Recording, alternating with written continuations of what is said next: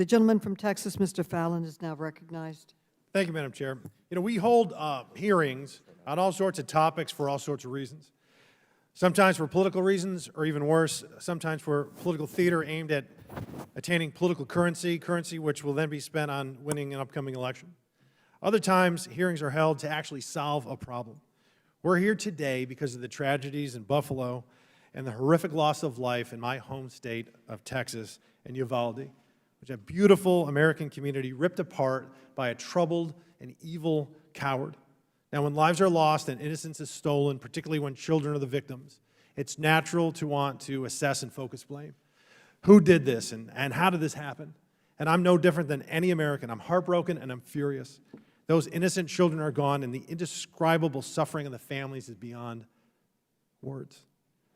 We have a president that says continually that he must do something, we must do something. Many Democrats are arguing that we must do something. No, we need to do something effective that will keep our children safer. As I mentioned, when a senseless tragedy like this happens, blame's thrown around. Some people want to blame guns. Some people want to blame gun manufacturers. Some people want to blame, believe it or not, the Constitution. Some people want to blame an entire political party. And all this couldn't be more misplaced. The shooter is the only one to blame.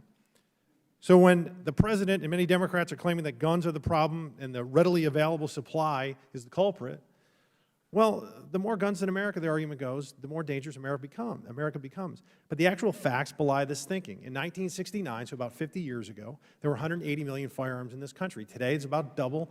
In 2019, it was about 365 million. Yet the murder rate back then was 9.6 per 100,000. The murder rate now is 5, or in 2019 anyway, it was 5 per 100,000. So twice the number of guns, and yet murder rate was cut in half. The truth is that guns have always been readily available in this country. But mass shootings, and in particular mass shootings of schools, were non-existent, or at least extremely rare, until they became a grisly recent phenomenon. So what's changed in the last 50 years? There's been a noticeable breakdown of the family, there's been an erosion of faith, and there's been a seismic drop in social interactions, in large measure, due to the overuse of these dang smartphones and the proliferation of social media, which is probably better described as anti-social media. Senseless mass shootings are not committed by well-adjusted, successful, socially polished people. They're committed by disturbed, unstable loners with mental disease. By the end of the year, so we started. Madam Chair, Madam Chair, can I get my time back? Yes. Thank you. Rule out what we don't want. Thank you. Senseless mass shootings are committed by unstable, disturbed loners with mental disease. Refusing to address better mental health services, especially for young people, is to do a disservice at best, and it's a dereliction at duty at worst. The focus, sadly, by the Democrats is to restrict guns or prohibit their legal possession entirely. A Democratic member of Congress in a committee hearing just recently said, and I quote, "We will not rest until we have taken weapons of war out of circulation in our communities." So, do restrictive gun laws or prohibitions work?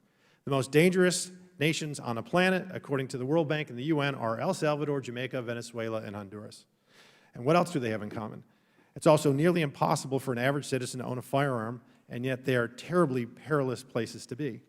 Believe it or not, some Democratic-controlled cities in our country with restrictive gun laws are even more dangerous than the aforementioned countries. St. Louis has a higher murder rate than El Salvador. Baltimore does as well, and Detroit is a more lethal and dangerous place to go and visit or live than Venezuela. So does passing prohibitions, I mean, it just simply doesn't work. Doing something doesn't work. Doing something effective is the path that we should and must take. History's shown us when you disarm law-abiding citizens, you create not more safety, but more peril. The inconvenient truth for some on this committee and in this chamber is that more firearms in the hands of law-abiding citizens make us all safer. So let's talk some real solutions. We must harden our schools with controlled access and single point of entry with a tiered entry procedures.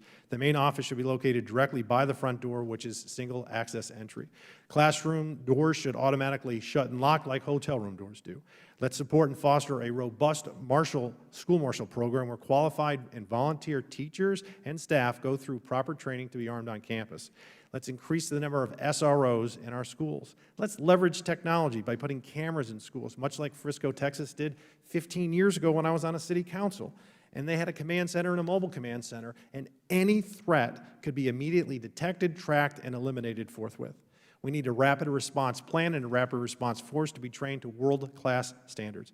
And also, law enforcement doctrine must change, so when there is a threat, the schools aren't besieged, but rather our heroes in blue advance, using honed techniques and teamwork and technology, and eliminate the threat as soon as possible. Our goal should be to protect our children. No parent, educator, citizen, legislature, or nation has a higher calling. Let's look at real and effective solutions and shelve the divisive rhetoric, because American children deserve nothing less. Thank you, Madam Chair, and I yield back. Gentleman's time has